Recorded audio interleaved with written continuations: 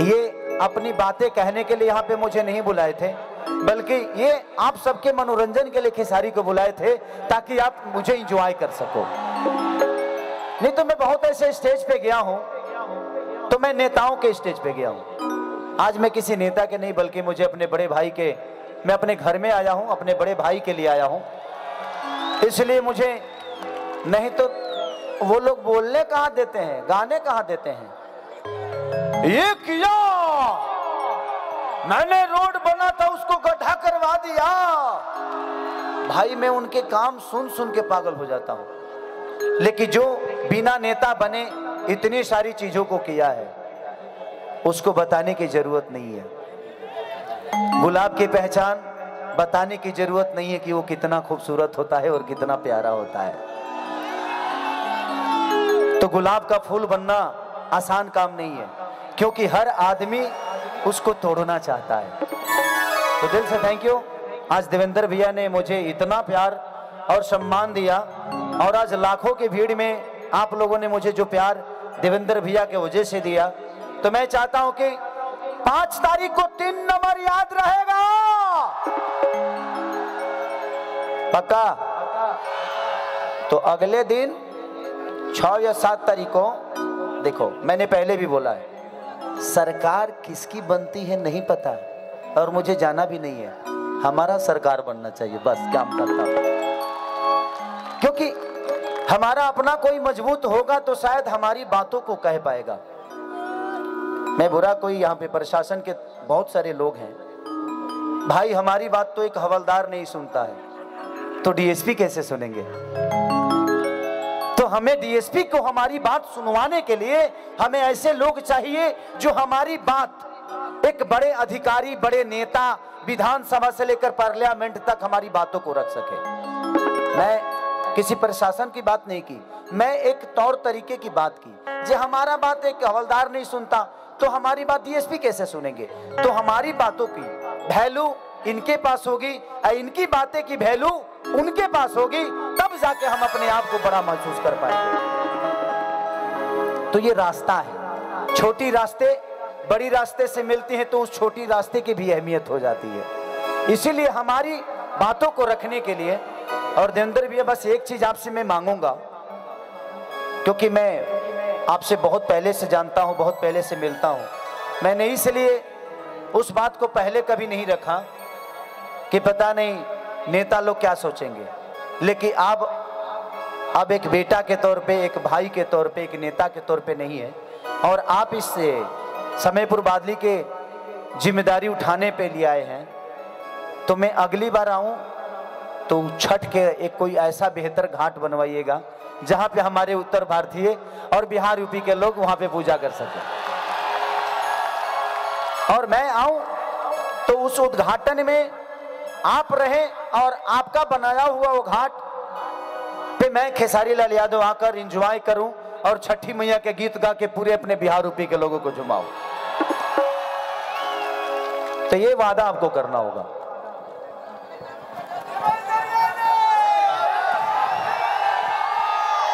एक सेकंड, ये खेसारी भाई को बताइए कि दिल्ली का सबसे बड़ा छठ घाट बलसवा लेक पे किसने बनाया? कौन बनाए हैं? सही सही बताइएगा। ये हमारे छोटे भाई हैं, लेकिन चिंता जरूरी है इनकी भी। लेकिन खेसारी भाई, मैं एक और वादा आपके साथ कर रहा हूं, हम सरकार में आएंगे और जो हमारा महापर्व है छठ मैया का, उसको महाकुंभ की तरह मनाएंगे पूरी दिल्ली में। एक और बात बता देता हूं, अभी तक हमारे पूर्वांचली भाई बहनों के दुख के, दर्द की, परेशानी को सुनने वाला सरकार में कोई नहीं है ना। अब हम एक मंत्रालय भी अलग से पूर्वांचल भाई बहनों के लिए बनाने वाले हैं। ये बात मैं थोड़ा सा ज्यादा भावनाओं में बह गया। खेसारी भाई इतनी दूर से चल के आए हैं, इनको ताली बजा के स्वागत किए हैं कि नहीं किए हैं? बस इतना। बस इतना चाहिए ना। बार बार भाई आए हमारे बीच में, हमारा दुख भी सुनेंगे, दर्द भी सुनेंगे। ये छोटे भाई जरूर हैं, लेकिन ये बहुत बड़े स्टार हैं, है ना। और ये स्पेशली अगर चल के यहां आए हैं अपने भाई और बहनों के पास, तो इनका हक पूरा है कि नहीं है। बहुत छोटी चीज मांग ली है भाई है, लेकिन मुझे पता नहीं था मुझे पता नहीं, यही होता है, मांगने से भीख नहीं मिलती। और बिना मुझे पता नहीं था कि भैया आपने कभी बताया भी नहीं मुझे कि आपने छठ घाट बनवाया है, क्योंकि ये तो सब नेताओं का काम है, आप बिना मांगे ही सब कुछ दे चुके हैं। तो बस हम उत्तर भारतीयों को एक बड़ा भाई चाहिए जिसको पाकर हमें ये ना लगे कि हम अनाथ हैं। और आप जैसा भाई अगर हमारे बीच में है तो हम अनाथ नहीं है ना। तो 5 तारीख को हम लोगों को बताना है कि हमने अपना बड़ा भाई किसे माना है और किसे अपना बेशकीमती वोट और अपना मत, अपनी चीजें, अपनी जिम्मेदारियां किसको सौंप रहे हैं। तो आप लोग सौंपेंगे ना? अरे पगले जोर से हल्ला करके बताओ यार।